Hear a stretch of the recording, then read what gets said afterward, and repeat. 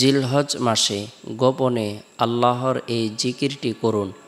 ৬০ বছরের গুনাহ মাফ হবে, গায়েবী রিজিক আসবে, দোয়া কবুল হবে, ঋণ পরিশোধ হবে।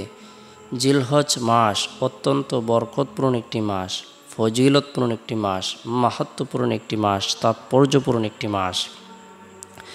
এই মাসের ফজিলত সম্পর্কে আল্লাহ তাআলা বলেন, ওয়াল ফাজর ওয়া লায়ালিন আশর, শপথ ফজরের ও শপথ 10 রাত্রির। এর দ্বারা জিলহজ মাসের প্রথম দশকের ফজিলত বুঝিয়েছেন।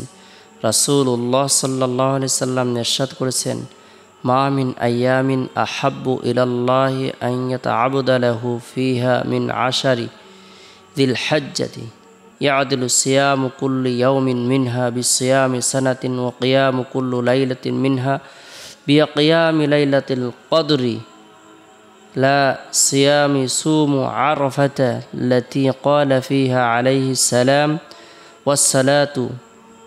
ওয়াসসালামু সাওমু ইয়াউমি আরাফাতা ইন্নী আহতাসিবু আলাল্লাহি আন ইউকাফিরা সানাতাল্লাতী ক্বাবলাহু ওয়া সানাতাল্লাতী বা'দা। আল্লাহ তাআলার নিকট জিলহজ মাসের প্রথম 10 দিনের ইবাদত অপেক্ষা অধিক পছন্দনীয় আর কোনো ইবাদত নেই।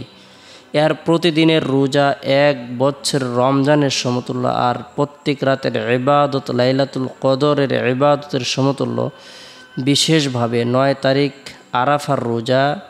আমি আল্লাহ তাআলার দরবারে আশা রাখি, আরাফার দিবসে রোজা রাখলে তিনি পূর্ববর্তী ও পরবর্তী 1 বছরের গুনাহ আল্লাহ পাক রব্বুল আলামিন মাফ করে। জিলহজ্জের প্রথম দশকে কোনো ব্যক্তি যদি নফল ইবাদত বন্দেগী করে, নফল নামাজ পড়ে, কোরআন তেলাওয়াত করে, জিকির আজকার করে, তাসবিহ তাহলিল পাঠ করে, রব্বুল আলামিনের দরবারে রুনাজারি করে, অধিক পরিমাণে ইস্তিগফারের আমল করে, আল্লাহ পাক রব্বুল আলামিন খুবই আনন্দিত হন, খুবই খুশি হন এবং বান্দার জীবনের যত গুনাহ আছে, সগীরা কবিরা, জাহিরি বাতিনি, শিরিক বিদআত, ইচ্ছায় অনিচ্ছায়, গোপনে প্রকাশে, সমস্ত গুনাহ খাতাগুলো আল্লাহ পাক রব্বুল আলামিন মাফ করে দেন। সুবহানাল্লাহ।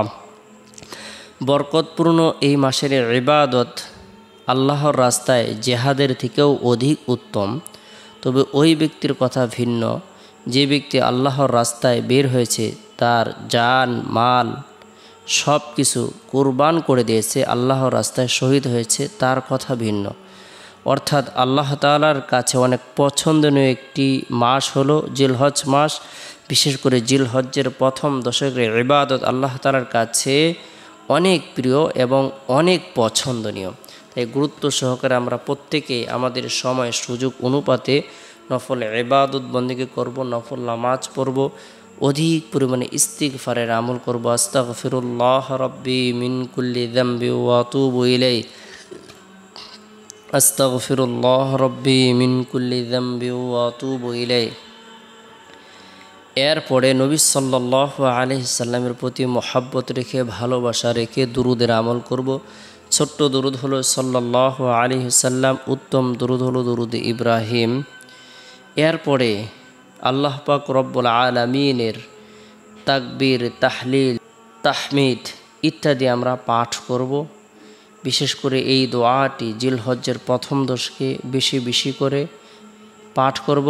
এই দোয়াটি পাঠের মাধ্যমে আল্লাহর জিকির করব। আল্লাহু আকবার, আল্লাহু আকবার, লা ইলাহা ইল্লাল্লাহু, আল্লাহু আকবার, আল্লাহু আকবার, ওয়ালিল্লাহিল হামদ, আল্লাহু আকবার, আল্লাহু আকবার, লা ইলাহা ইল্লাল্লাহু, আল্লাহু আকবার, আল্লাহু আকবার, ওয়ালিল্লাহিল হামদ।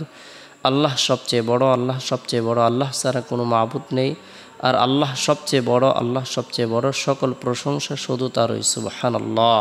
যে ব্যক্তি জিলহজ্জের প্রথম দশকের মধ্যে এই তাকবীরগুলো অধিক পরিমাণে পাঠ করবে, আল্লাহর জিকির করবে, দোয়া করবে, ইস্তিগফারের আমল করবে, গুনাহ থেকে বেঁচে থাকার জন্য চেষ্টা করবে, আল্লাহ তাআলাকে রাজি খুশি করার উদ্দেশ্যে কুরবানি করবে, সামর্থ্যবান ব্যক্তিরা হজ করবে, সামর্থ্যবান ব্যক্তিরা আল্লাহ তাআলার রাজি খুশি করার উদ্দেশ্যে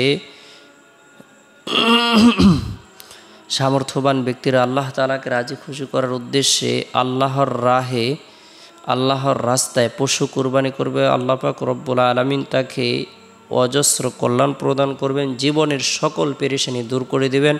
আল্লাহ তাআলা ভাগ্যকে দূর করে দিবেন, সগীরা কবিরা গুনাহগুলো মাফ করে দিবেন। যদিও তার গুনাহ 60 বছরের হয় না কেন, তবু আল্লাহ পাক রব্বুল আলামিন ক্ষমা করে দিবেন। আল্লাহ তাআলা আমাদের